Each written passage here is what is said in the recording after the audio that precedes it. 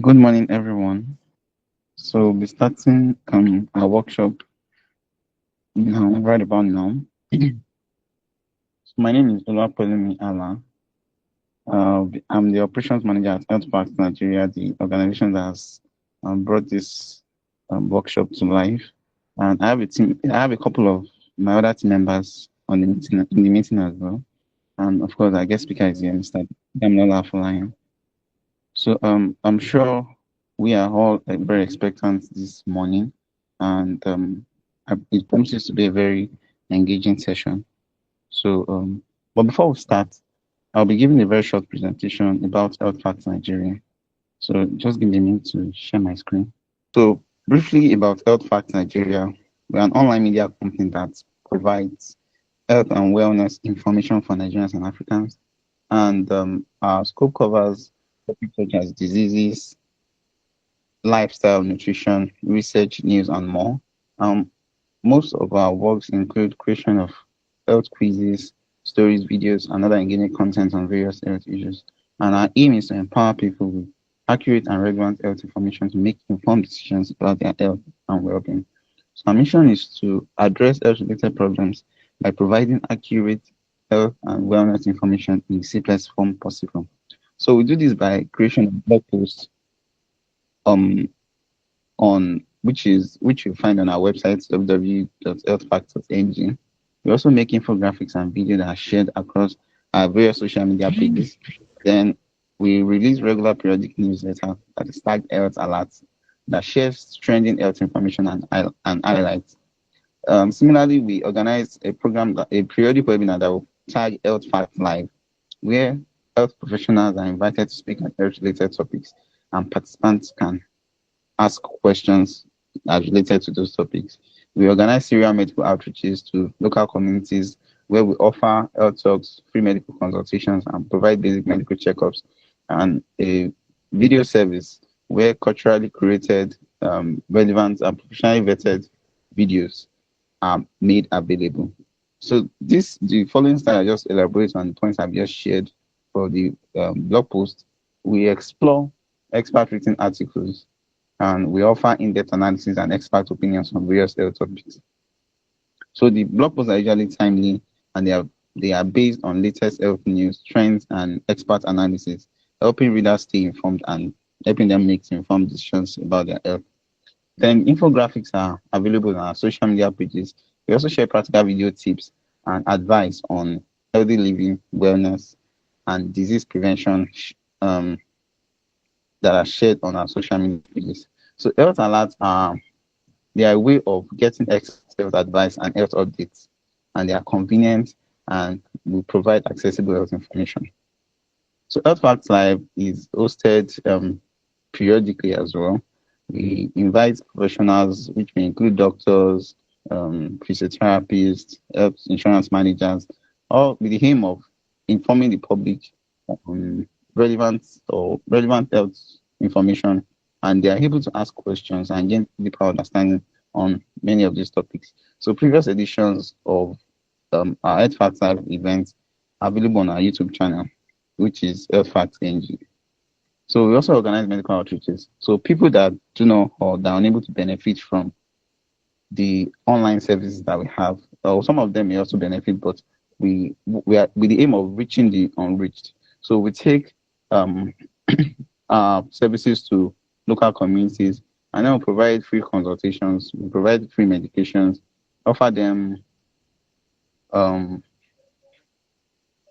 free health talks on how to ensure that they live healthy. And numerous people, hundreds of community members have benefited from these services.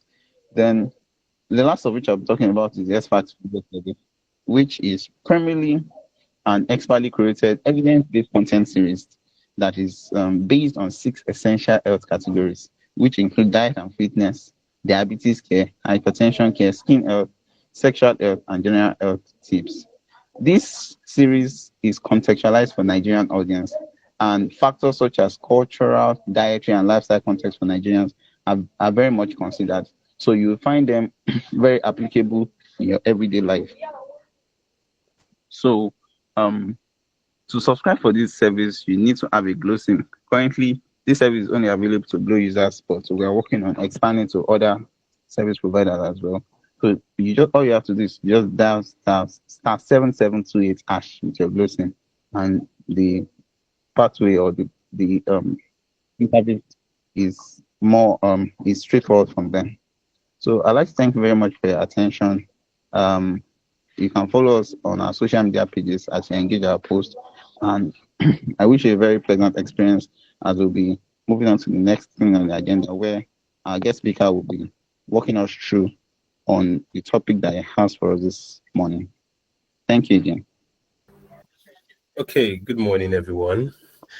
It's really good to be here today, and I hope everyone can hear me. Let me confirm this first before I go too far. Can you all hear me? We can hear you, sir. Yeah, yes, you can. All right.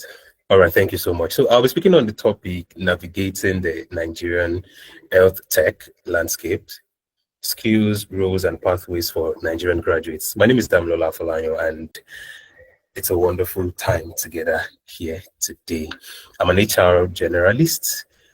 I also create content on work-related matters, and amidst that, I anchor events. I do quite a number of things, but everything I do is centered around communication, relating with people and others. Yes. So, a quick one. I'd like to start with this simple question. How many of you have Googled your symptoms and ended up convinced that you had 3 different diseases at once? I want to be sure I'm not the only one in this group chat.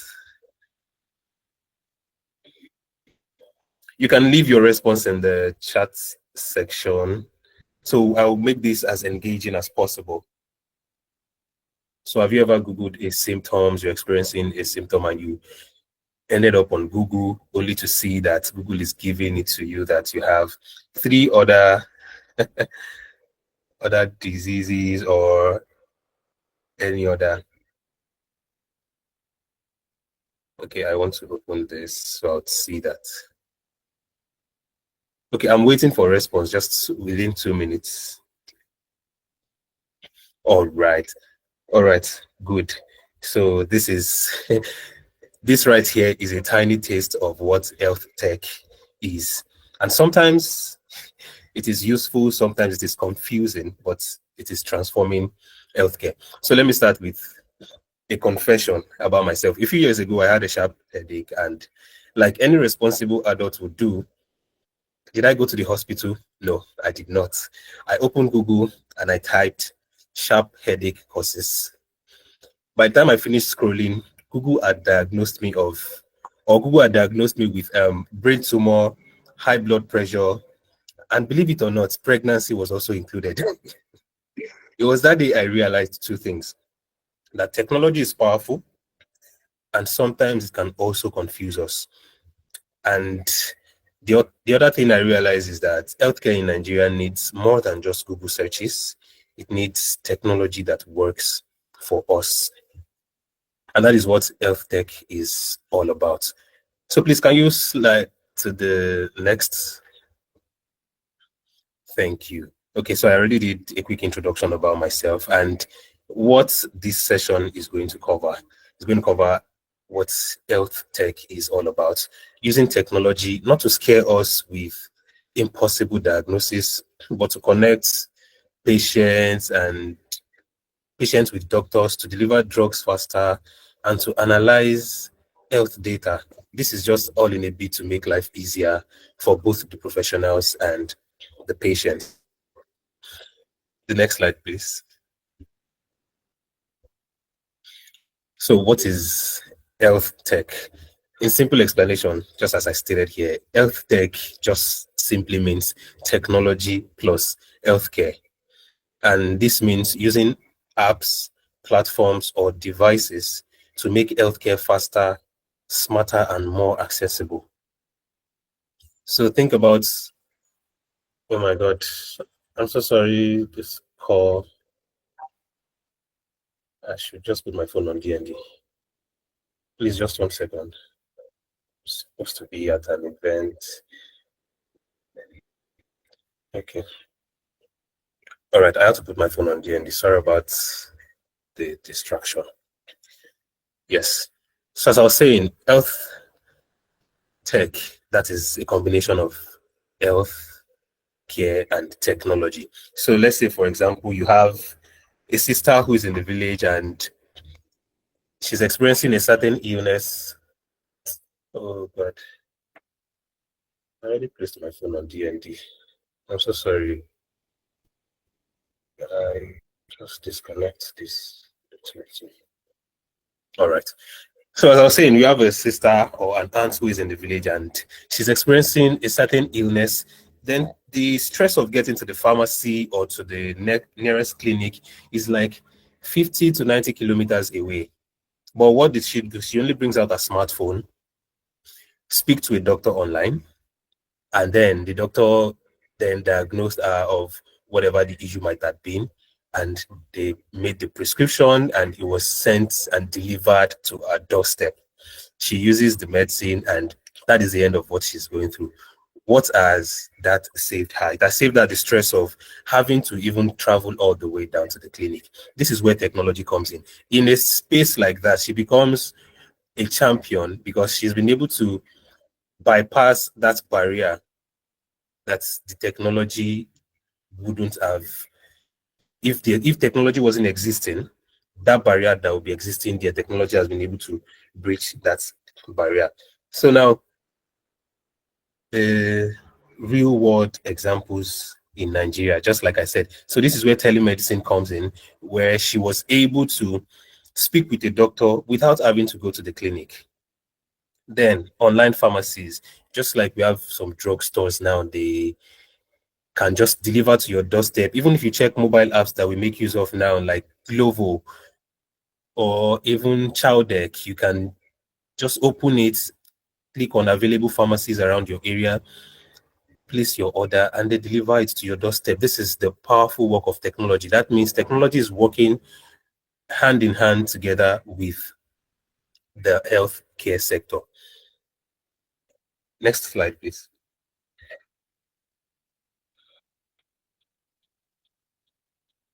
Thank you. So why is health tech or why healthcare is booming in Nigeria? So why is healthcare booming in Nigeria? The first reason for healthcare to boom in Nigeria is the growing population. We need more healthcare attention, but the population keeps growing. So how can we mitigate the stunted response to people getting their attention or needs met? The population of Nigeria is over 200 million. And imagine trying to treat all of them with the number of hospitals we have. It's like trying to fetch water from a well with a teaspoon. You know how disastrous this can be when the population is so much, but we have limited facility. Now, the poor hospital access in rural areas, most people in the rural areas, we still have environments where they don't even have access to healthcare. They need to travel to another city, another village that has been opportune to get this set up. Now, the young tech-savvy population, the Gen Z world is really, the Gen Z era is really amazing because this is the generation where everyone just wants to be tech savvy. Whether you like it or not, by default, you find yourself doing one or two things by tech. Bank transactions, we have our parents who just run transactions on their phone by themselves without having to go to the bank the way it used to be done. This is increasing the population of the people who are tech savvy. And for the young generation that keeps coming, it would only keep getting more. And this is why health tech in Nigeria is going to boom. Then the COVID-19 fast-track digital health, when we had the issue of COVID-19 back then, it really puts a whole lot of countries on their toes, having to find ways and means to get things done. In fact, it was at that time remote work became really prioritized. Every organization realized that they can have their staff achieve the common goal of the organization without having to show or be present in the office. This was when content creation became really massive. People started having visibility online. Most people now have a source of livelihood right in the comfort of their house without having to step out or go out to apply for any job, regardless of what you studied in school and all of that. So the technology part is going to still be a big factor, and it will keep booming. Then the big investments and startup growth, local and global. We have every organization coming up. Even startups want to find ways to automate their processes. They want to look for ways to make sure that everything is not done by human. As a matter of fact, most organizations will just lay off staff because a fraction of what is to be done by human is already being carried out digitally by the tech aspect. So this will only keep booming the tech sector in Nigeria. And now when health and tech works together, as technology is growing, the health sector would also grow if health and technology are working together. Please, the next slide. I hope we are following me. I just want to believe I'm not speaking to myself. Please leave a comment. Let me be sure. Are we following?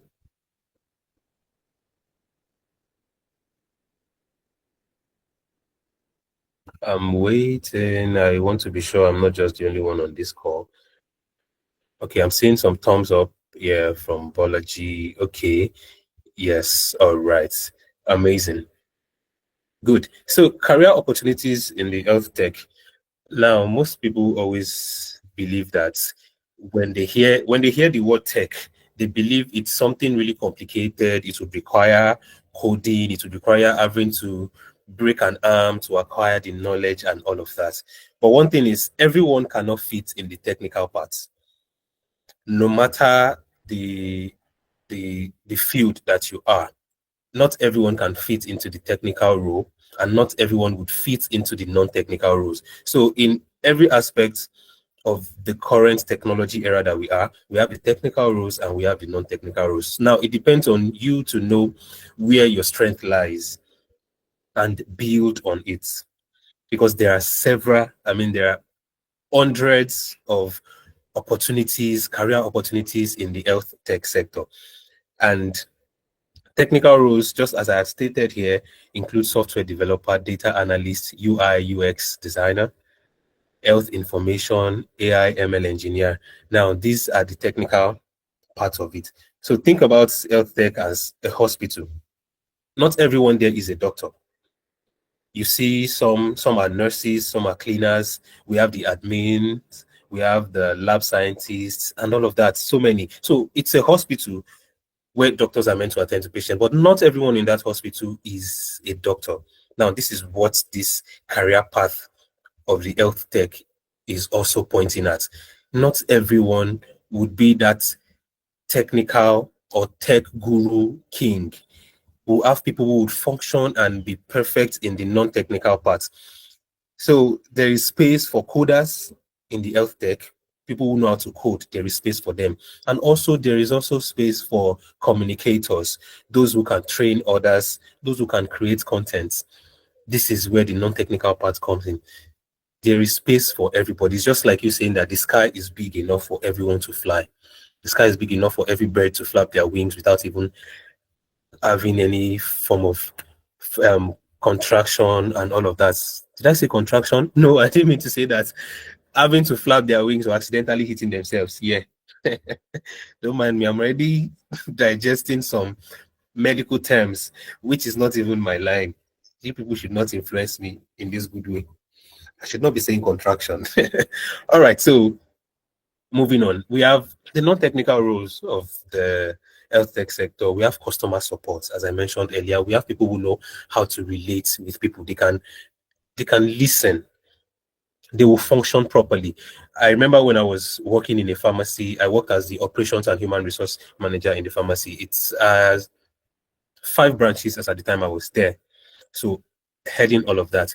We have some pharmacies that all they just want to do is to be at the counter, attending to customers, attending to patients that walk in. They are so good at speaking with patients. They give you that attention, whereby even if you as a patient walk in, you feel at home. Even though you're in a pharmacy, you feel like, yes, this is a place where my problem is going to get the solution.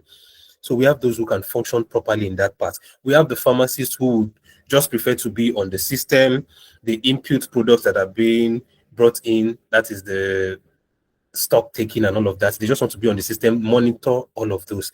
We also have the ones that are good with the procurement and so many others. And another one here for the non-technical role, we have the sales and field representatives. These are people who can market, like they are so good with, I can make a customer or a patient who had only walked into the pharmacy to complain about headache. On a normal day, a random person or a normal person would have just given them paracetamol, 300 naira per sachet, take 2 in the morning, 2 in the evening, and all of that.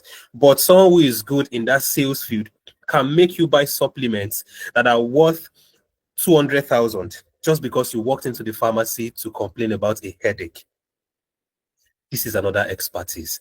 So, as I mentioned earlier, not everyone is going to be that tech guru, but we have people who are so good at other things. The ones who can manage products, the HR and admin. You know how to put things in place. You know how to make sure that operations are going properly. This is also another career opportunity in the health tech sector. Compliance officer, all of these. So many health tech companies need pharmacists in products, data and training research. They need all of these to function, to run. There is no pharmacy that would run properly without the procurement team. There is no pharmacy that will work properly without those in the admin, the accounting, the human resource section. There is no pharmacy that will function properly without having those that would be in the front desk as the sales representative, the ones who can attend to patients, diagnose properly. So that is why we need ourselves to function properly. Thank you. So let's move to the next slide, please. Okay, roles for graduates, especially health or pharmacy students. Good. All right, so health product specialists, bridging between tech teams and medical users. All right. Now, just like a nurse checks their vitals, I mean, just like nurses, they check vitals of patients who walk into the pharmacy before they can proceed to do any other thing. That is how graduates or people who are in the health sector should also look at themselves to function properly. Because in the health sector, what you have learned in school is what you are going to build on when you are out of school. In fact, it's not even just the health sector alone, it is everywhere. The certificate is not just what opens the door to everything you want to do, but the skills that you acquire more, the way you build up on that foundation you already have, that is what you need. And especially pharmacy students, we also have, okay, so for students, like I said, the first point here, we have the health product specialists. So these are the ones that bridge between tech teams and medical users. Then the regulatory affairs analysts, they ensure that health products meets the standards. People will be asking that, do they need to learn coding? Do they need to learn some certain tough or high demanding tech skills for them to fit into their sector? But no, you don't have to. As a matter of fact, you don't even have to go through all of these rigorous ones before you can function properly. Digital health educator, these are also roles that are there. Clinical data analyst, for those who are really interested in the tech part of it, you can consider clinical data analyst, that is making sense of health trends and research. You go out to analyze the data, clinical data, analyze them, carry out research, compare, having to juxtapose between several things that are happening, and you make reports about it. These are part of the fields that we can have graduates functioning. Then the digital health educator having to teach people how to use health apps. Not everybody is tech savvy. As a matter of fact, most people do not even know till date that they can, with their phone, just place an order for drugs and they get it at their doorstep. Most people do not even know that they can have an appointment with a doctor virtually without having to visit the doctor. Just like I follow this Aproko doctors updates regularly, and it does something now. I think he named it Waka Doctor or something. Yes, I think it's Waka Doctor. I always see it on his t-shirts most of the time. So they have this app. I might be wrong. I think I came across that some time ago. They have an app whereby all you just need to do is leave a WhatsApp message to a particular number and you get to have a consultation time with the doctor. They consult you, you explain everything that is wrong, and they give you the necessary information you need to know. They diagnose you and they prescribe and all of that. These things have been made easier. If everyone is to go to the hospital, just like I mentioned at the beginning of this, considering the population of Nigeria, if everyone is to go to the hospital based on the tiniest of complaints that they have, there will be no space for situations that require very, very much of attention. So graduates who are coming into the sector, these are roles that you can also consider. Digital health educators, still talking about this.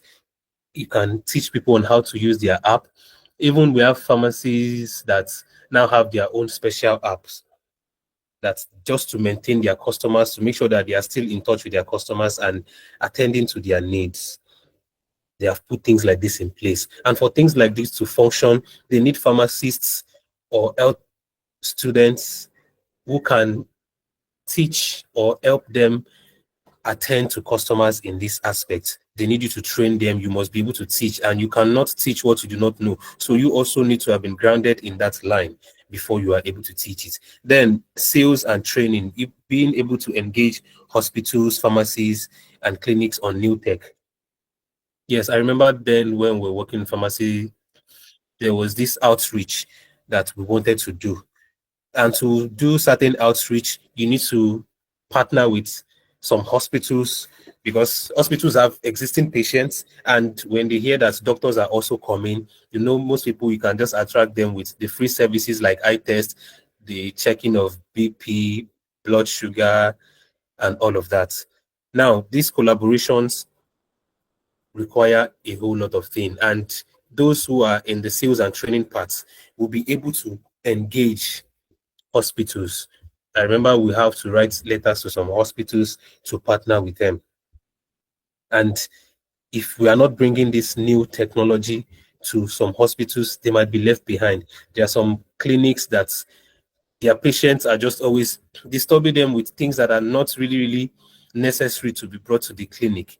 Or should I say, it is necessary to even bring them to the clinic, but because of the population, yes, now we can make communication seamless by providing things like this. Then this last one, farm tech content creator, educating online with farmer knowledge. A recent graduate had a meeting with me. He wanted to take a course online and he wants to take his followers through the process of taking that course. Plus the knowledge he's having as a farm, I think he's a farm technician. Yes. So he wants to make his audience know what he is doing. He had just graduated as a farm technician and now he wants to include content creation into it. So this would help build, you are learning something, you are also educating the public. No matter how much you think your content might be boring, you would have your audience out there. There are people who need the knowledge that you have. And the more you teach about it, the more you learn. Please, the next slide. Thank you so much. I'm actually watching my time too. Okay. Now, from graduate to tech-enabled professional. Good. Okay. Call to action, audit your skills. Yes. Now, this is when you as a graduate, how to become a tech-enabled professional. So I was almost going to talk about this before I remember that, okay, it's actually in the next slide. Now, I talked about when a nurse is trying to check vitals and other things before treatment. You as a person, you as a graduate, you need to check your skills before diving into the health tech. You need to map your current skills, because what you have currently, if you can build on it, there are people who want to transition into new field entirely. Look at it, the existing skills that you have, which of them is needed in anyone you want to transition into. And those who do not want to transition, you can build on your existing skills, and this would help a lot. Another way is to create your learning, taking online courses. There are several courses online.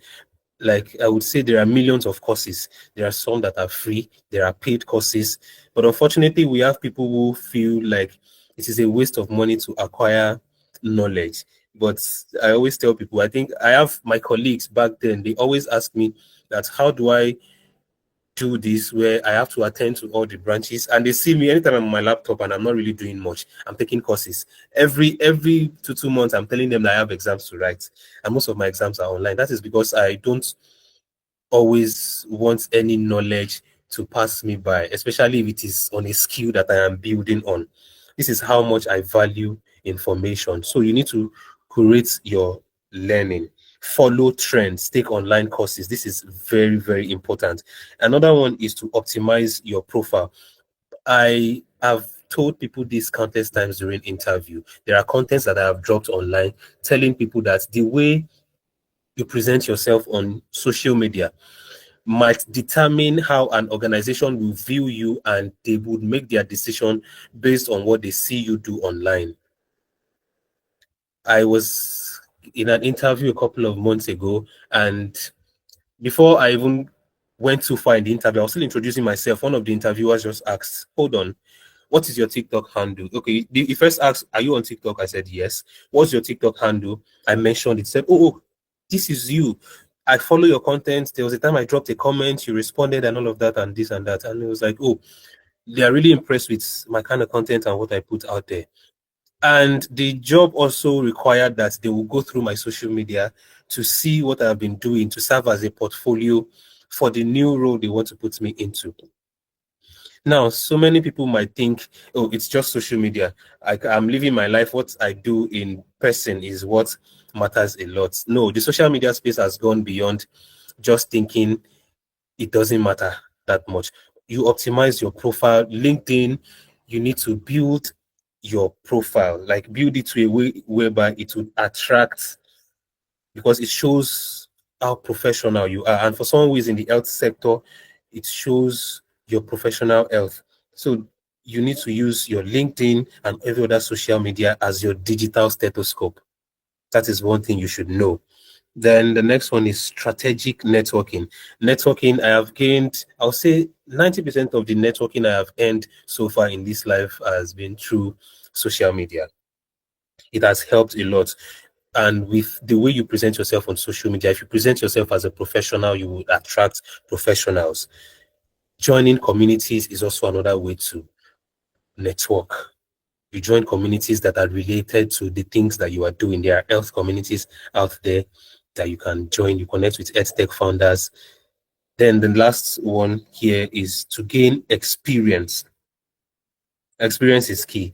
You can gain experience by being a volunteer to any event that is happening. As a matter of fact, you can even intern in a place where you want to gain an experience. You can freelance. I think we have some pharmacists that do locum pharmacist. We have, after your internship, you know what you have learned through intern before you become a full-time pharmacist. All of this, you are gaining experience, and we cannot sideline how much of a positive effect this has in our present day life. The next slide, please. Are we following? I hope we're preparing. I know some of us might be having questions at the. Okay, my time will be up in a short time. I think this is my last slide. I am not sure. I guess so. So if you're following, please. Okay, I'm seeing some thumbs up. We're still following. Thank you so much. And I just hope I'm still on track. I hope I am not confusing you with anything I am saying so far. Please, anyone leave a comment if I am not sounding confusing, if you are actually following too.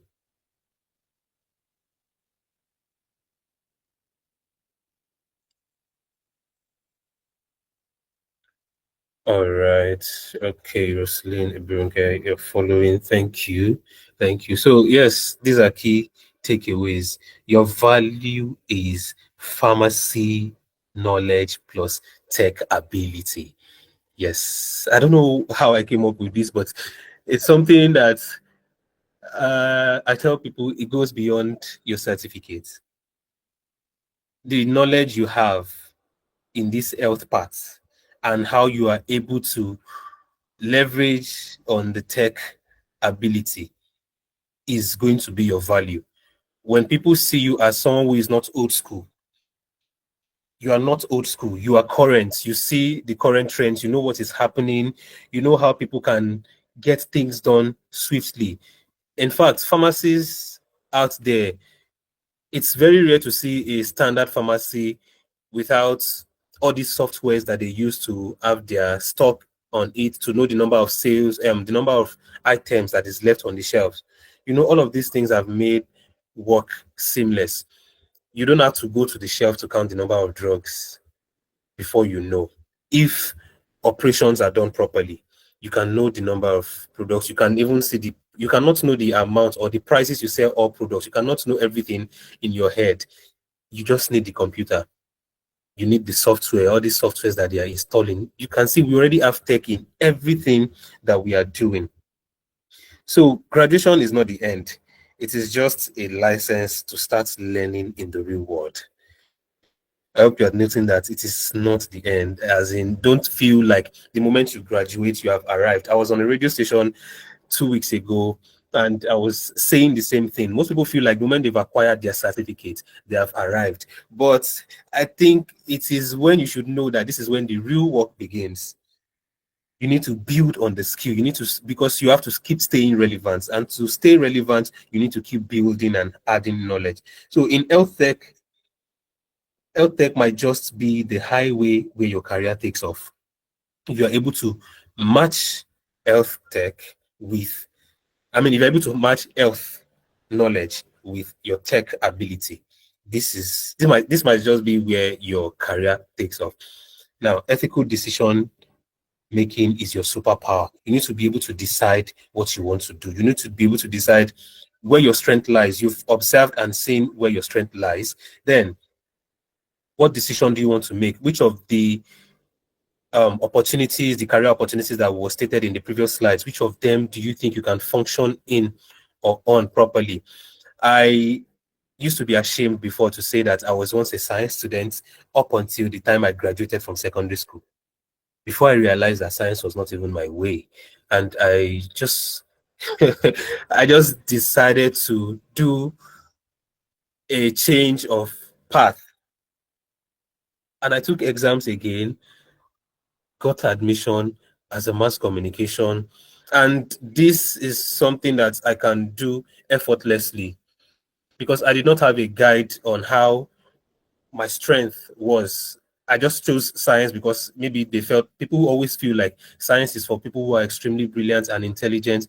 But no, we need to just even educate our generation these days. I wish I had people to call me to order before I spent my 2 years in senior secondary school, because I did my work from SS2 before I realized that it was not even my way at all. So now I have been able to identify my strength. Since then, I have built on it. I've acquired several certifications. I am CIPM certified. I have several certifications in this line, and I have built on it to the point where I want to keep staying relevant. I made that decision. So this is where ethical decision comes in. I made that decision that if I should continue being this way, that I am deceiving myself in, it is just going to lead to doom. So we should always make the right decision. Then there are new roles.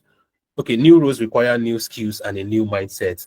I mentioned something similar to this. If you are transitioning into a new role, look at the skills that you have and how you can transfer them into the new role you are going into and learn new skills. You need to be able to submit yourself to new learning, because if you are taking up any career opportunity that is slightly different from what you have known, you need to be ready to learn new things.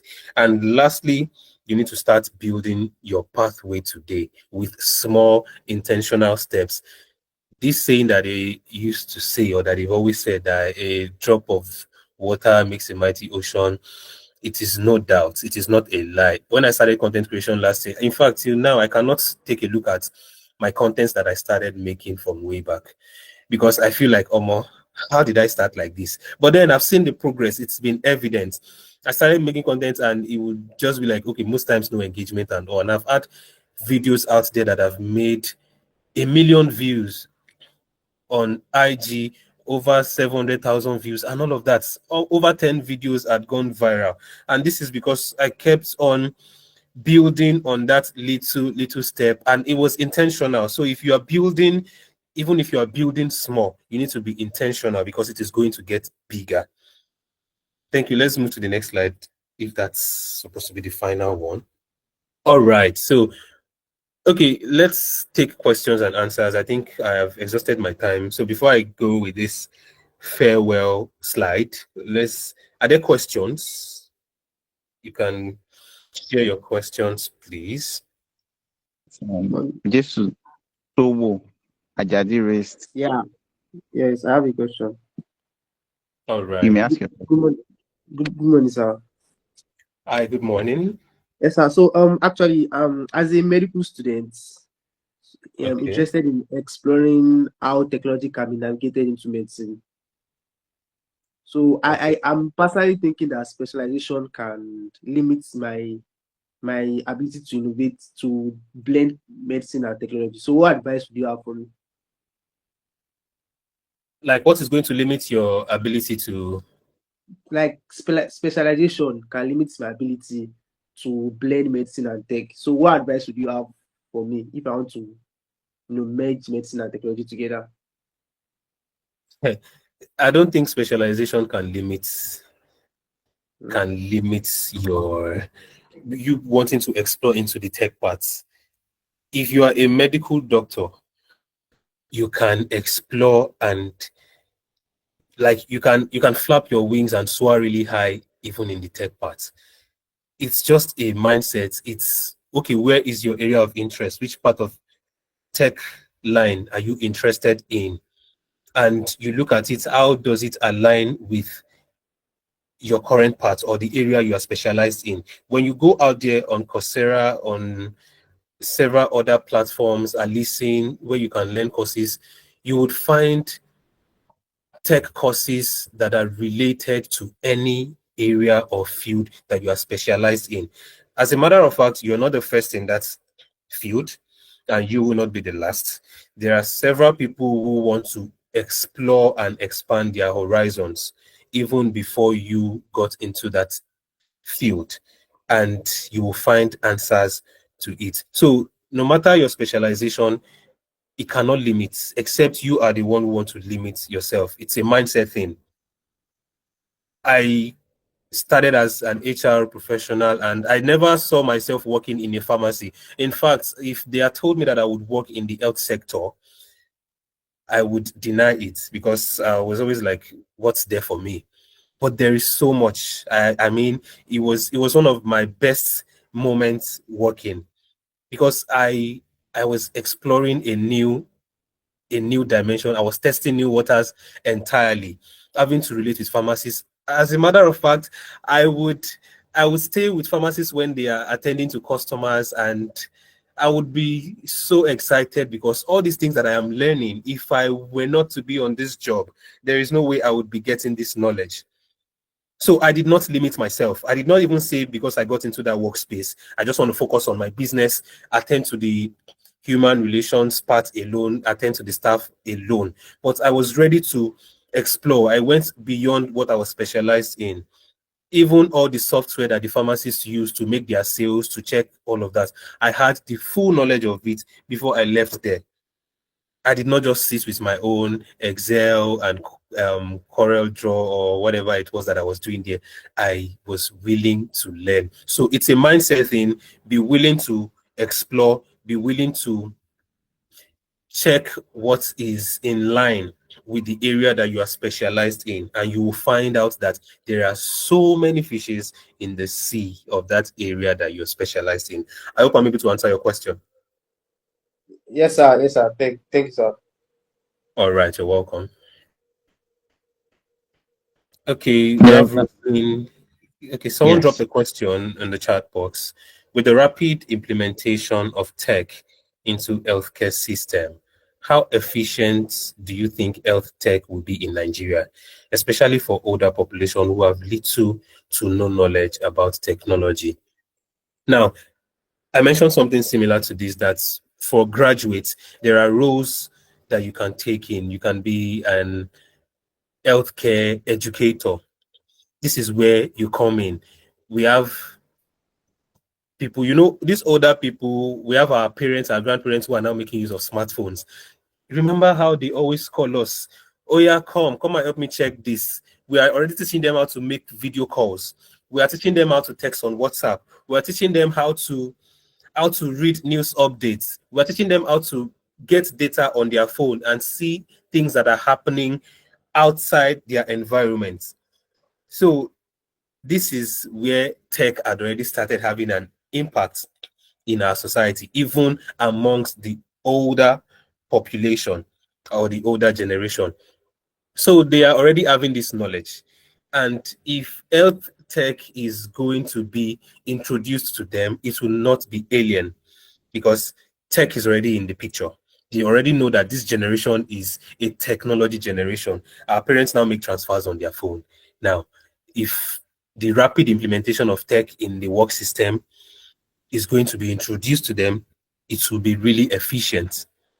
And this older population will appreciate it the more because the things that we will see, just the way you feel like maybe you have some little issues on your phone, you can reduce your brightness by yourself. You can just reduce your font size or change your phone font. These things that look really simple to you that you can do on your phone. If your parents or grandparents have challenges as such, you are just able to help them resolve it without taking the phone to a phone technician and all of that. They see you as a wizard because it is not in their own generation, but they see this generation to be wow. Imagine someone charging his grandmother for reducing phone brightness. He said 15,000 is what they will use to fix it. So you can see that and the moment you are able to just fix it in one swipe, they will be like, how are you able to do this? So they find us to be a generation that is really, really knowledgeable. So you don't have to worry because it is going to be of positive impact and it will be really efficient because it is for their own good and they are also blending in with the current move of this tech generation. I hope I'm able to answer your question, Roslyn Ibirunke. So I have another question from Alayode Esther. All right, thank you, Roslyn. So she said, one thing I struggle with is putting myself out there consistently online. I want to share more about health tech, but I often feel stuck with content ideas. How can I start showing up without overthinking? Now, there is this thing about wanting to show up. I was telling my wife some time ago, I said, content ideas will just keep coming the moment you have one. If you have one content idea, like start from the scratch. The first thing I always tell anybody that wants to go into content creation now is that number one, tell your audience about you. Let them know what you want to bring to the table. Let them know what they should be expecting from you. If, for example, you want to talk about health tech, okay, you said, yeah, you want to share more about health tech, and you just set your camera and you introduce yourself. Hi, I am Alayode Esther, and henceforth, expect me to always educate you or bring you latest information about the health sector and the technology part of it, how health and tech has been working hand in hand. By doing that, your brain is automatically calculating the next thing that will fit on the foundation you have built. This is how you keep showing up. Another thing that affects content creators is that when you record a video and you do not post it immediately, the next morning or the next 24 hours, your current self had already outgrown your yesterday self. And you will find that video boring and not useful. Whereas what you find boring and not useful might be what your audience, maybe 10 of your audience needs. I hope you are getting what I'm saying. Once you record a video, throw it out there online immediately. because the next minute you are seeing it, you will not like it, but you've already dropped it there.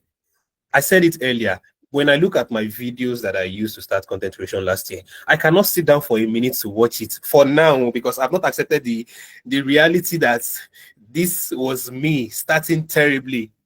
But I started it regardless. Until now and presently, I can see how well I have grown. And I would say the same thing in the coming year, that the videos I made this year that are really exciting to me and I feel like they're really good, I will not like them next year. I'll feel like, I am way better than this thing that I had done. This is what content creation is all about. You will keep showing up. But the moment you start, have something for your audience. In fact, it might not be something really technical. You don't need to break an arm to get information. It could just be what you've learned today. It might just be, hey guys, I just go back from work. You won't believe I had a patient walk into my pharmacy today. And what did she do? She complained about headache. And guess what? It was even way beyond headache. You might be noticing that you have a slight headache, and it might just be that it is your blood pressure that is rising. Guys, I am telling you, you need to learn how to pay attention to your body system, because any slight alarm that your body is giving to you is as a result of something that is wrong deep down somewhere. This is you educating your audience. You've already thrown it out there. In fact, you did not need to do research about what you want to put out there to them. So, Olayode Esther, content creation is good, is interesting if you make yourself the content. Make content about what happens around you. Make content about the things you experience on a daily basis. Currently on my social media, I'm doing a 10-day challenge to just put out there to people things that basic nuggets that they need to know. I don't even know the name. When I started the content, the challenge, 10-day challenge, I told my audience that this 10-day challenge I'm doing, I don't have a name to call it yet. But maybe before we get to the 10th day, I will find a name. But regardless, I will show up on your screen for 10 days and tell you simple things that you just need to know. Basic nuggets, it could be related to your work or not.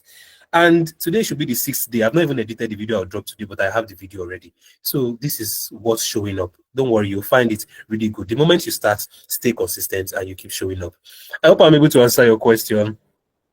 Okay, Jesuto Wajadi, how can I choose a tech skill from a multitude of skills out there? If I specialize in dermatology, what tech skill can I blend in? Now, truthfully, there are multitudes of tech skills out there. And before you chose dermatology as your area of specialization, aren't there millions of other specialized fields out there, but you still chose dermatology? This is what the tech skill is also about. Look at every available tech skill out there. I've named a few under the technical and the non-technical parts of it. Look for it and see the ones that align with your personality, with your interest, and your key strength. You will definitely find. In fact, if you're looking for it, you will find thousands. I never knew today that I would be standing in front of 1,000 people to anchor an event. I was anchoring a wedding 2 weeks ago. It was a big hall. 2 days ago on Thursday, I was anchoring a singing competition, grand finale, and dinner party. Today, after this meeting, I am going to have my bath because I am the anchor for a birthday party that is happening this afternoon of some bigger old men like that. So this is way beyond my content creation. It is even outside my content creation space. It is outside the fact that I'm an HR generalist. It is outside the fact that I conduct interviews with people on a daily basis. It is outside the fact that I onboard people, I look at payrolls, I share staff concerns with the management. So there are so many.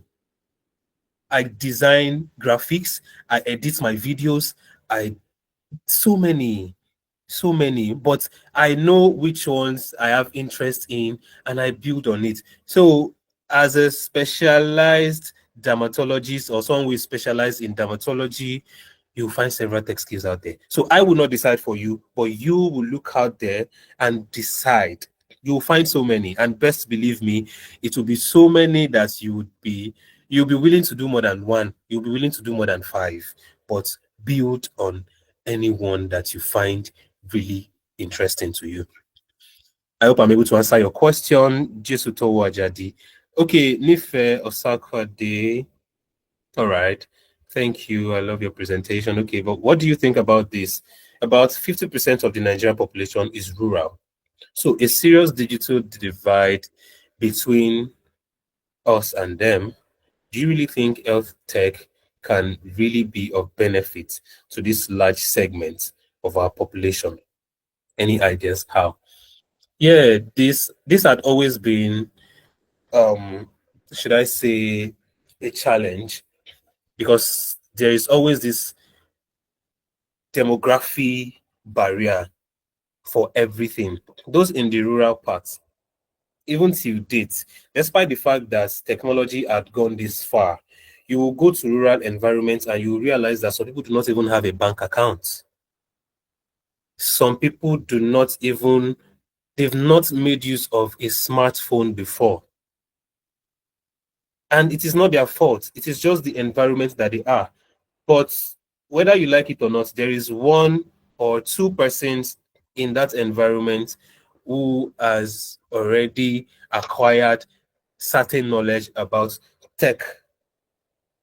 So the barriers that we have is the barriers we're having now is that we just need to have more people who are able to educate. There were some roles that I talked about for graduates, those who are willing to educate about technology, those who are interested in taking the forefront for outreach. So by doing this, all of this outreach can help bring these, should I say, disadvantages to a barest minimum. Because even access to technology is one of the reasons some people are not even exposed to it yet. Some people cannot afford the basic gadgets that we make use of, those in the rural areas. Some people cannot afford it. And if you cannot afford it, it is what you have access to that you would learn more about, that you would be better at. But because they cannot even afford it, it would be a barrier, it will be a challenge to them. But how can we bridge this? We need to get more people that are willing to volunteer to penetrate these areas. We have prospects there. We have people who we can put through about the tech. It might just be a village of, let's say, 50 people, and there is one person who has access to a mobile or a smartphone. Get the person, train the person, let the people in the community know that once you have any medical challenge, meet this person. They would know how to reach a doctor for you. Right on the phone there, you communicate with a doctor.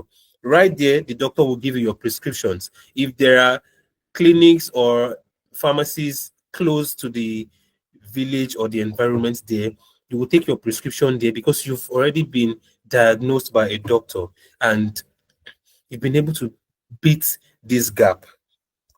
Because they always say this saying in Yoruba that in the midst of the blind, a one-eyed man is the king. So someone who can still see with one eye can lead every other person who is blind. If you have one person who has a smartphone in an environment where they are way behind in this technology part, we can educate the person, train the person, be willing to volunteer for this service. So we need more volunteers in this aspect. That is just what I'm going to say. Nife, I hope I'm able to answer this question.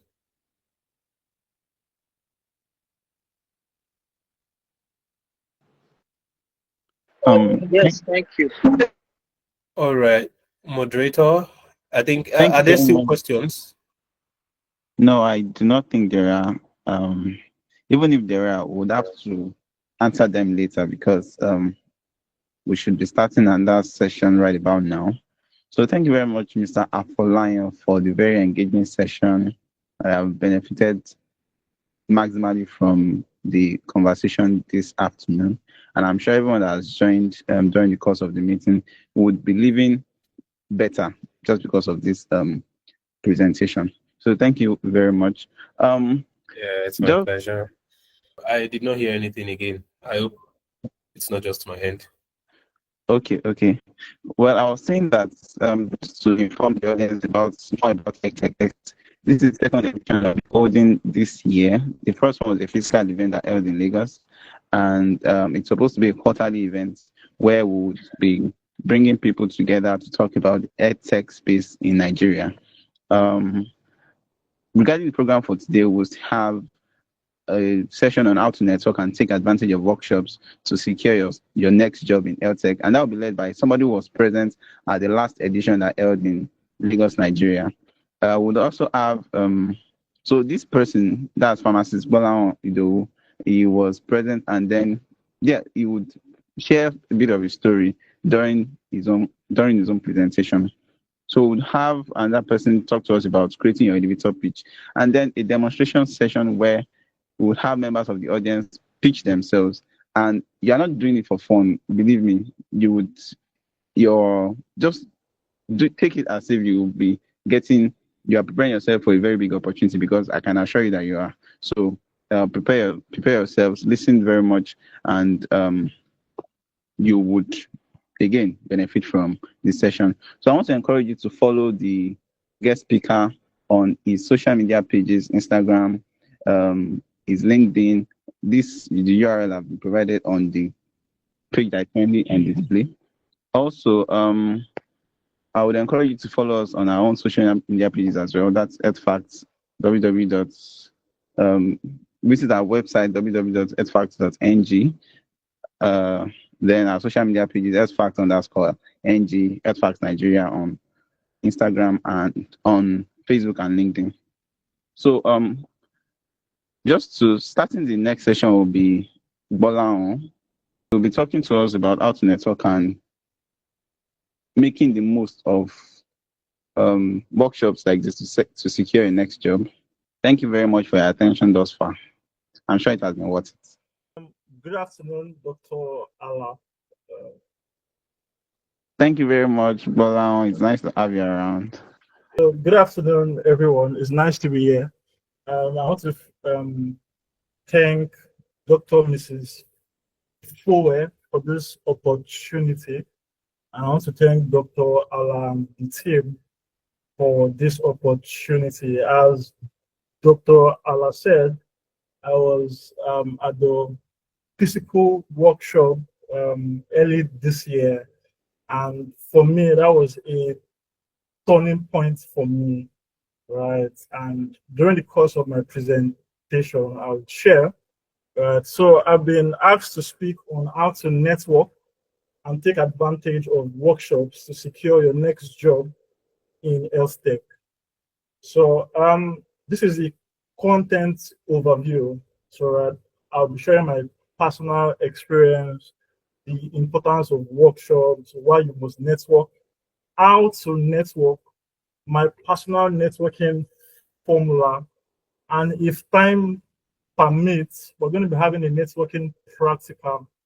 Right. So from my own personal experience, right, I hated networking. I did not like the fact that I did not like the idea that I was going to walk up to someone I did not know and then talk to them. Why?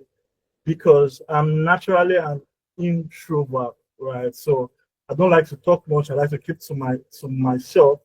And if you've noticed from the few sentences that I have said, you realize that I stutter when I talk, right? So, and I dread handshakes because I sweat on my palms, right? And then I also battled with imposter syndrome, where I felt like I wasn't good enough, no matter what I did, no matter what I knew. It felt like I wasn't good enough. So if there was ever anyone that should not network, I think it was me, because I was not built for it, right? So but I cannot overstate the importance of networking, and the importance of workshops, right? So going back to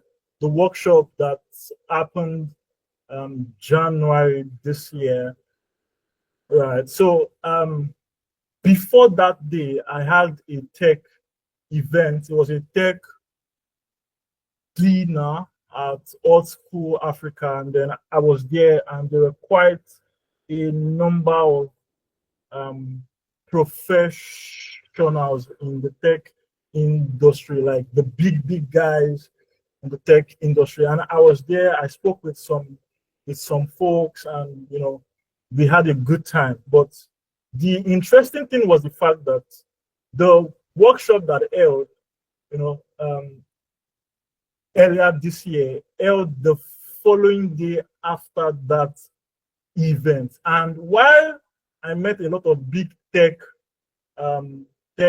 experts at the event, it was at the workshop that I had my break, right? That I had my breakthrough. And that's very interesting to me, how that, it was a seemingly ordinary, in quotes, health workshop that I got that I got connected to my current boss now. So right now I work as a cybersecurity engineer for Exponential Crafts, right? So it was at that workshop. So a workshop, you might think it is just, it's just a health workshop. I want you to know that a workshop is a shop where you network, right? So while good information is going to be shared and has been shared so far, right? A workshop is also a place for you to network. You never can know who you are going to meet, right? The importance of workshops.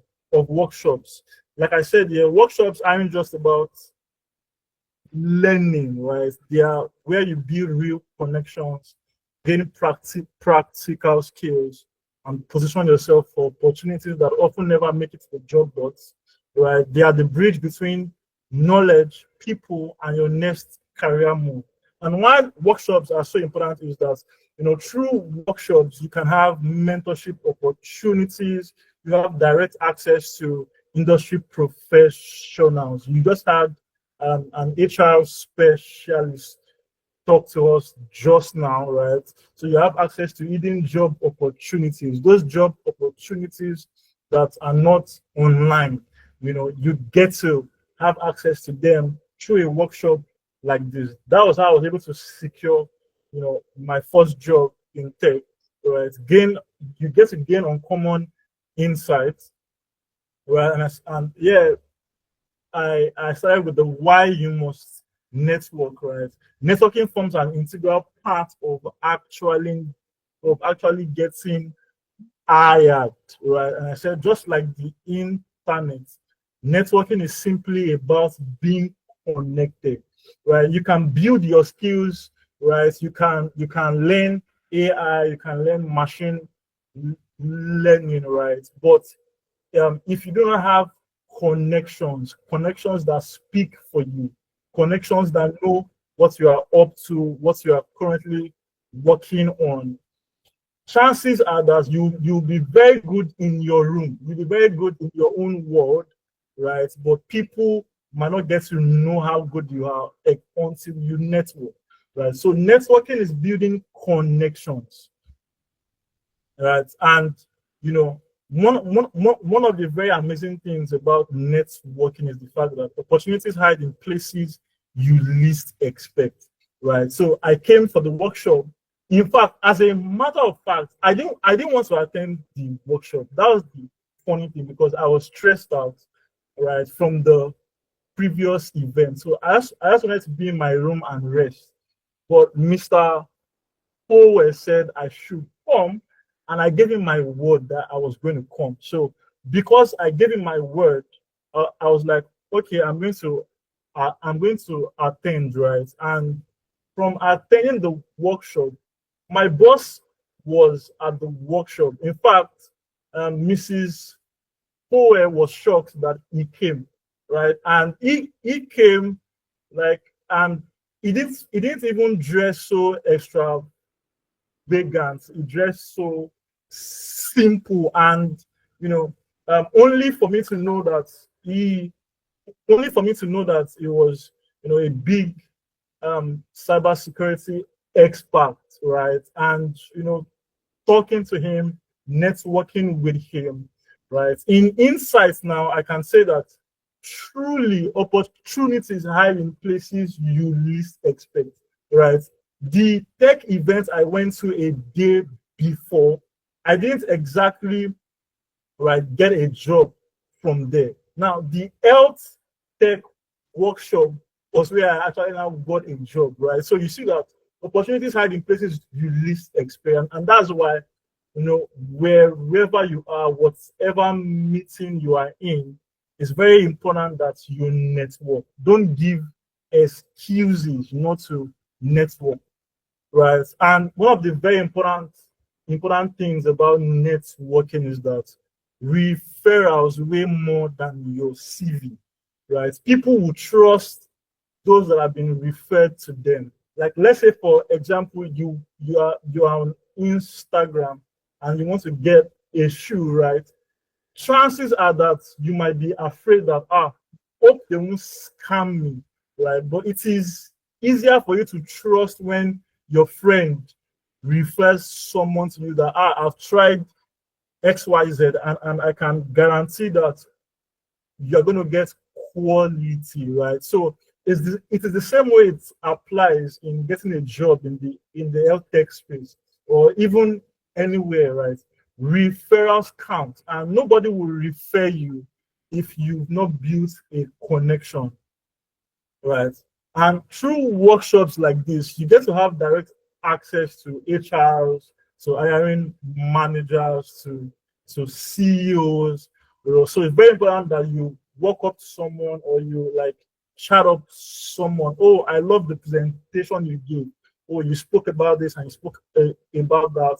I have some questions to ask, right? So you network, and you never know what can come out of that, right? And you must have noticed that those who are less skilled than you get the jobs they are looking for, right? You must have seen that there are some of your friends there's some people that you are more skilled than, but they get jobs, they get gigs. So that is because they network. That's because they put themselves out more than you do. And so that's one of the reasons why you must network, right? So in case snacks have not been shared so far, this is me sharing snacks. So you can just take one and pass, right? So how to network to secure a job, right? You network to land a role by building genuine relationships, offering value, and staying visible, so that when opportunities arise, people think of you first. So don't just network and just ghost, right? You have to be able to build active relationships, and I would show you how, right?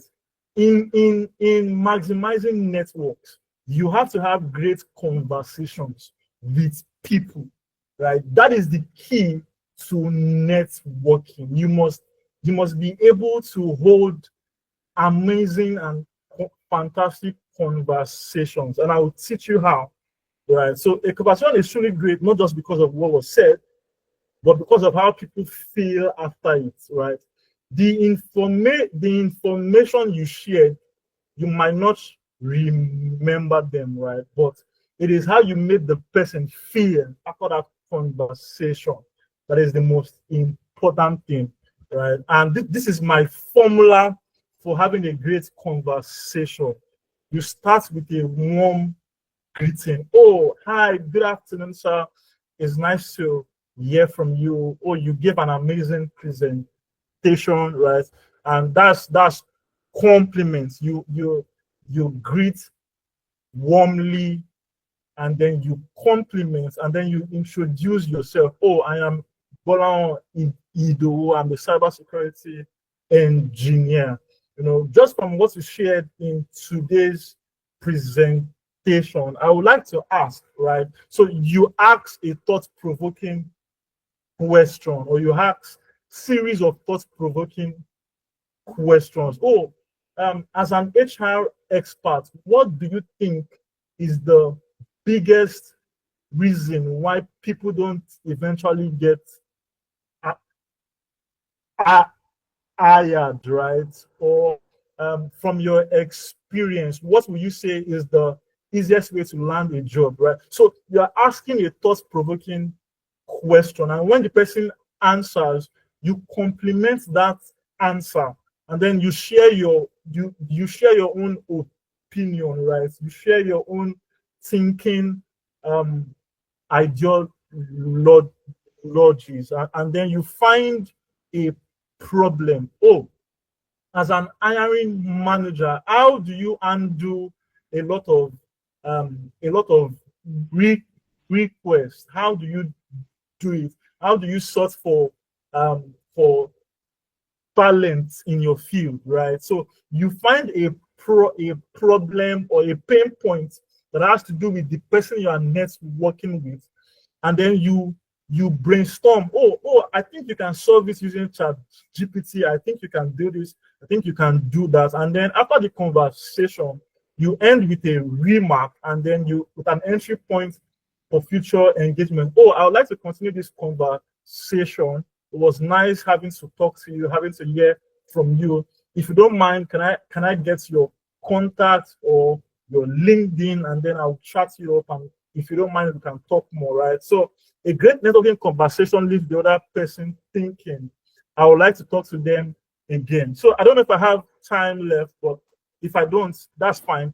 So this is a networking practical, right? I would have loved us to carry out a networking practical, like try and network with someone, right? Or try and apply this, right? I could have brought someone up to the stage, and then we'll try and apply this, right? I try and get to know you, and then I'll ask you how you felt with that conversation that we had. But it's fine, right? We're run out of time. So yeah, thank you for listening, and you can follow me on LinkedIn as Bolan Udo. So yeah, I think I'm done. Thank you very much, Bolan, for your presentation. Yes, as much as I would have loved us to have a practical session where that formula is demonstrated, I'm afraid we will not be able to because of time. No problem. However, no problem. yes, so your slides will be made available to the members of the audience. So wherever or at their next workshop or conference or hangout or get together, they'll be able to demonstrate or practice this formula, and hopefully to yield good results for them. No problem. But then I'd like to say that during the course of this workshop today, we would have elevator pitch sessions where about 5 people will be chosen from the audience, and then they will pitch themselves. I believe I said this earlier. The next session will be called by Blessing Alayande, who is a member of the Health Facts team. So she'll be walking us through how to make an elevator pitch. So I would enjoin everyone that is currently present on the call to listen. I'm sure you benefit from it. All right. Hello, Thank you very much. everyone. Yeah. I trust that we are having a great time and we've learned one or two things. Can I see our thumbs up and reactions if we are still here with us? Okay, I can see a couple of thumbs up. So we had a really insightful session from Bolan, and it goes hand in hand with the session we're about to have, which is how to craft your elevator pitch. So Bolan talked insightfully about networking, but when you are networking, how do you present yourself? You mentioned something about a conversation is great based on how you make people feel. So that goes hand in hand with your elevator pitch. How do you present yourself? What is the first impression people have about you after you give your elevator pitch? And next slide, please. An elevator pitch does not need to be something so extensive or a lot. It is actually very brief. It's a persuasive speech, and it should actually be between 30 to 60 seconds long. It's like a pitch, a short talk you can give to someone like, oh, you're in an elevator, you're moving from the ground floor to the first floor. You have to talk about yourself, right? So it is actually very short. And the pitch should summarize an idea, a product, a service, or your professional background. And as I mentioned earlier, the purpose is to quickly introduce yourself and make a strong impression. Most times, you could be in an interview. I'm sure a lot of us have been in an interview before, and you've been asked that, oh, can you tell me about yourself? And A lot of people don't know how to answer that question, even though that question sounds so simple, right? You can say, oh, my name is this, and I do this, and that's all. But it's not all. You've not done a great job at convincing the other person to buy what you're selling, in quotes now. So your elevator pitch should be concise, clear, relevant, and engaging. You should keep it under 60 seconds and be confident about it. So we are actually going to have a template on how to craft elevator pitches. So it's not a add and pass through. It's actually something very straightforward. You just need to follow the framework. So the first step is to start with who you are. You say your name and what you do. Then you highlight your skills. Oh, this is what I'm doing right now. This is my area of expertise. Share your value. This is what I've done before. This is what I'm doing now. These are the results I've been able to achieve. Then also show what you're looking for. You're not just introducing yourself. You're also letting people know, oh, this is what I'm looking for. I'm looking for mentorship. I'm looking to collaborate with you. I'm looking for an internship. I'm looking for a full-time role. Anything you're looking for. So we are going to look at an example or two of an elevator pitch before we move into the practical session. So this is a sample elevator pitch. Start with who you are. Hi, I'm David, a nursing student at Unilag. I'm building skills in public health research. I'm passionate about using health technology and innovation to improve patient outcomes, and I would love opportunities to learn, intern, or contribute to projects in this space. So this elevator pitch is short. I don't even think it's up to 30 seconds. It's short, it's straight to the point. It explains who the person is, what they do, what they are interested in, and what they are looking for. Next slide, please. So, okay, this example of elevator pitch is more tailored towards a recent graduate that's probably just learning, starting out in tech or gaining skills. So this elevator pitch, like, oh, my name is Adeshola and I have a background. My name is Adeshola and I have a background in biochemistry and skills in data analysis. I'm seeking opportunities where I can contribute to improving healthcare delivery through evidence-based solutions and technology. So this elevator pitch also lets somebody know that, okay, this is who you are, this is your background, this is the skill you have, and this is what you're looking for. So whether you're in a job interview, whether you're networking with people, whether you're just telling people about yourself, crafting your elevator pitch is as simple as this.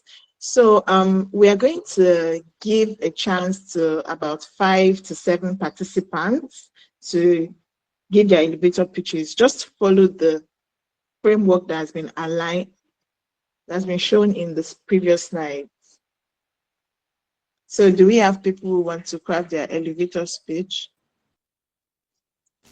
Indicate by a show of hands. You can raise your hand and then you'll be called upon. So we have room for up to 5. Again, you are not wasting time.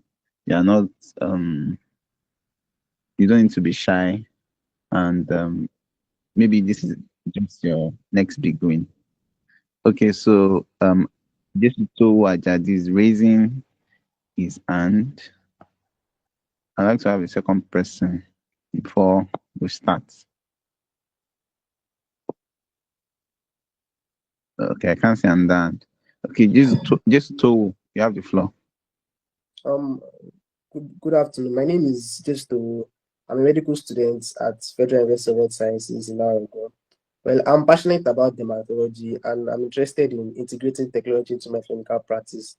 Well, I have an insight on developing an app that bridges the gap between the dermatology and digital making scheme, and I really hope for your assistance in my journey. Thank you. Sorry, what did you say your app is about? I'm afraid I didn't hear that. Bridging the gap between dermatology and digital health. Dermatology and digital health. Okay. Yes. All right. Thank you very much. This is and it's nice to meet you. So, well, you spoke for about 15 seconds, which is good. And at least I know that you're a medical student. Well, I don't know what year you are in. And so I don't have an idea of how far left you have to the school. But again, that was a very nice attempt. And it would have been nice to know what have you done to develop or your activities towards improving or achieving that aim of bridging the gap between dermatology and digital health.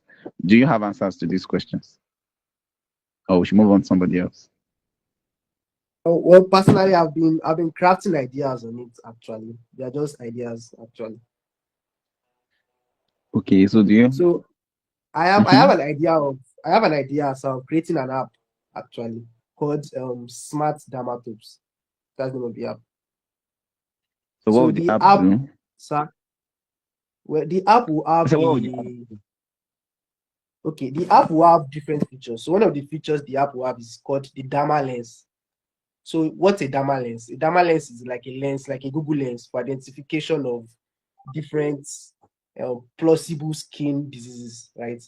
So the smart dermatome app is also like a social network that would have dermatologists. Like we also have like a social network that will have dermatologists. So what the app would do is that an individual with skin challenges would upload the part of the skin that needs, that needs help to the app, right? So the dermal lens will identify the skin type, the melanin content, the hair follicle content, the sebaceous gland content, and other technical stuff. Then send it to the social network of the app. So that social network on that app would have about 4 different dermatologists, right? So those dermatologists will come to an agreement on the plausible diagnosis, then we would prescribe a drug for the person. So the app will also have a bank, and the bank would, since information is cyclic, the bank would, you know, have like a feedback. What I mean by cyclic is a dermatologist online is also a dermatologist in the real world. So if a dermatologist in the social network is not available at the moment, the AI or the information bank can give a plausible diagnosis to the person. So that's what the app is about. Okay, thank you very much for elaborating on your idea. So let me just ask one more question. Why this? Okay, the reason for this is I feel like human beings generally we are shy. We're actually shy creatures. So there is a way someone with a lot of skin issues would not want to be in the public. So this app gives this room for confidentiality between it's just going to be between the person and the doctor. That's why I'm interested in this. All right, thank you very much for your response. This is to yeah, what's here again?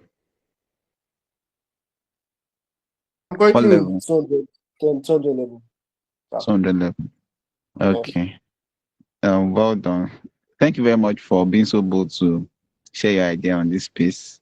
Um, your your should I say contribution now, or yes, has been very much noted.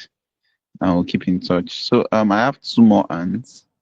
So I will just be taking these two people because we've spent a bit of time with just two. So the first hand I saw was it's no Afuyes, and then the third person I'll be taking is Damilola Ido. So it's no, are you ready?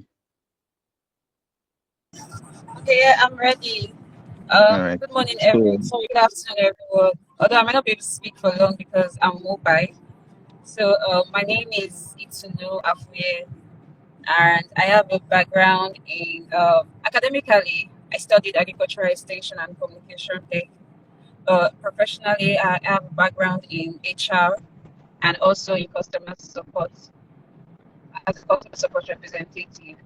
So, my skills are organizational, communicational, and administrative.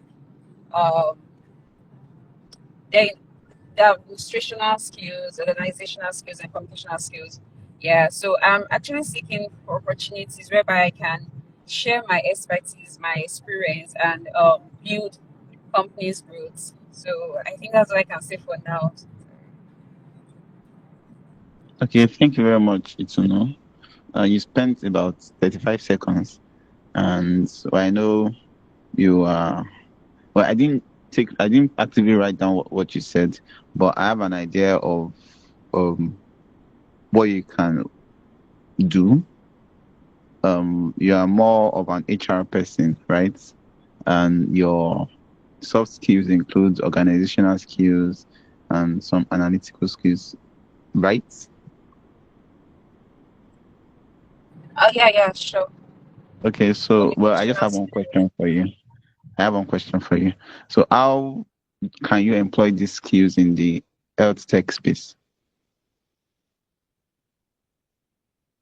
Or maybe not limited to your skills now, your interests and your personal goals. How are they translatable to the health tech space? Well, concerning EdTech, I wouldn't know, but I know that me having the communicational skills and learning on the job, I can be able to help the organization with my experience in customer support as a customer support representative. Can handle the customers' complaints, inquiries, and all of that, and provide lasting solutions to meet their needs. All right. Thank you very much for your response. So, two forms were shared in the chat box. One for a talent pool and the other one for an opportunity that is open at HealthFacts Nigeria for a business development internship.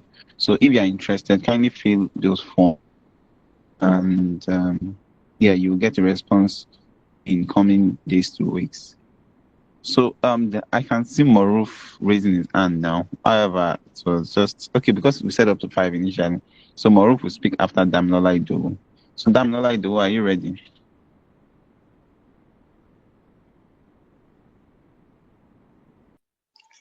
Yes, I am. Hi, everyone. Good afternoon, Dr. Blessing. My name is Damilola Idowu. I have my academic experience in biochemistry, a background in biochemistry, and I have work experience as a quality control officer. My skills are in research, and in recent years, I've dived into upskilling my digital skills. I learned analytics, which is more of what I do currently at the moment. And to this end, I got a diploma degree in data science. So from my observation, there's a gap in the Nigerian healthcare system, and that's the lack of health data. And this was one of the things that motivated me to go into this space. So the lack of health data is there's so much that could be done with health data, and it's important to help doctors, administer better informed therapeutic interventions, and also to help policymakers, make better decisions to regards the healthcare system. And basically, I'm looking for opportunities, internships, full-time roles that leverages technology to make the healthcare in Nigeria better. Thank you very much. Thank you very much, Damilola Idowu. Okay, so you spoke for about 1 minute 40 seconds, and I could gather that you have a background in biochemistry and a recent diploma in data science. Your work experience covers policy control, and you have some research and digital skills in analytics. And the gap that you have identified in Nigeria healthcare system is in healthcare data, which has prompted you to pursue some of the interests that you finally have. So yeah, I believe that was well communicated. Thank you very much. So okay. Okay, we have up to 5 in total now. So Maruf and then lastly Alima. So Maruf, are you ready? Yes, sir. Okay, great. Good afternoon, sir. Good afternoon, sir. I am Moruf Idris Temitope, a recent pharmacy technician graduate from Lagos State College of Health Technology with hands-on experience in dispensing, compounding, and patient counseling. I am skilled in inventory control, assisting pharmacists, and promoting self-medication use. I am passionate about advancing pharmaceutical practice and contributing to quality healthcare delivery. Thank you. Okay, thank you very much. That was very brief. I could almost tell that you were reading from somewhere, which I'm not against anyway. But yeah, you're a pharmacist, you're a pharmacy technician, and then you are very much into inventory control. So what digital skills do you have?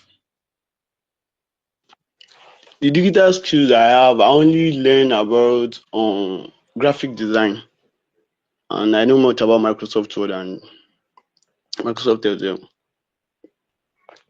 Okay, thank you very much for your response. So lastly, we have Alima. Alima, are you ready? Yes, good afternoon. I'm ready. Okay, so you have the floor. Yes, okay. My name is Halima Aliu. I am a current student of Information Technology and Health Informatics. Yeah, so one of my technical skills is software development. I am leaning towards full stack software engineering and UI UX design. So basically, but the idea I have is I want to try to reduce the wait time in the healthcare system because most times you go to the hospital, you have to wait for a very long time before you see the doctor, only if it's an emergency. So I'm thinking of building, or I started working on it, an AI chatbot wherein patients who plan, if it's not an emergency, patients who plan to go to the hospital the next day would input their symptoms, and the chatbot will streamline what the symptoms about. Okay, to the doctor though, but okay, suggest okay, this patient need tests, imaging, or just drugs or findings so that it will reduce the wait time of other patients. So the doctor, so by the time the patient is entering the doctor's office, the doctor already has an idea of what the patient is battling with. That's Okay. Can you hear me? So how would you just yes, I why can. yeah why is this something that people should support you on or support you with? Yeah, because most times, if for people that are there in public hospitals, there are always naggings and complaints about how the patient might get worse before the person sees the doctor. I want them to support me so that we can reduce the effect or the wait time at the hospitals and make patients see doctors faster and get access to better healthcare systems. Okay. Thank you very much for your response. Um it is very much appreciated. So thank you everyone for contributing to this elevator pitch session. We are rounding up very soon, and I'm sure it has been a swell time for everyone. You all have had the chance to learn from our various speakers, Mr. Damlola Falabi and then Bolan Idowu, and then also from Blessing who shared how to create an elevator pitch session. And some of us here were able to um, demonstrate the lessons that we learned from those sessions. So before we end, I'll share a link now to this quick survey about for this very workshop. So subsequent ones, we want to get your feedback, how it's been improved. I'll share it in the chat box now. It will also be sent to your individual mails. So and lastly, I'll be playing a video to advertise the Health Facts video service. I mentioned it earlier in the course of the presentation. It's a video service that was launched with Glow Nigeria. We're working on making it available on other service providers as well. But if you're a Glow subscriber, you can have immediate access to it right now. Feeling overwhelmed? Searching for reliable health tips and lifestyle advice? Relax. Health Fact Video Service has got you covered with simple, trusted, and easy to access information. Getting started is super easy. Grab your Glow SIM card and dial *77728#. Yes, it's that simple. When the menu pops up, select option 2, then pick a subscription category from 1 to 4, whatever works best for you. Done. You'll soon get a confirmation message from 77728. Open the message and tap on the link to dive into the world of HealthTech video service. Kindly note that you should switch to your Glow mobile network to access the video service after subscription. And voila, you are in. Welcome to HealthTech video service. From fitness hacks to sexual and reproductive health tips, we've got everything you need to stay on top of your health game.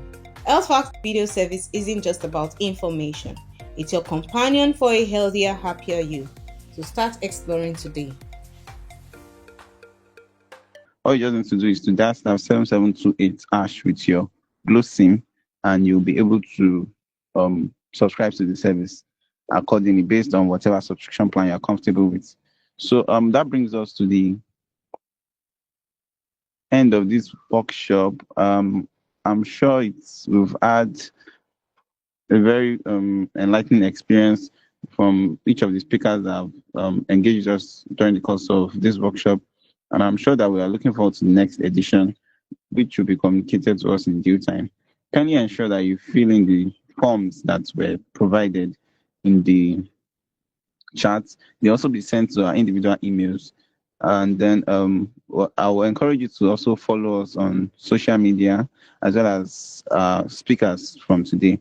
And to those that have engaged us by participating in the elevator pitch sessions, thank you for participating.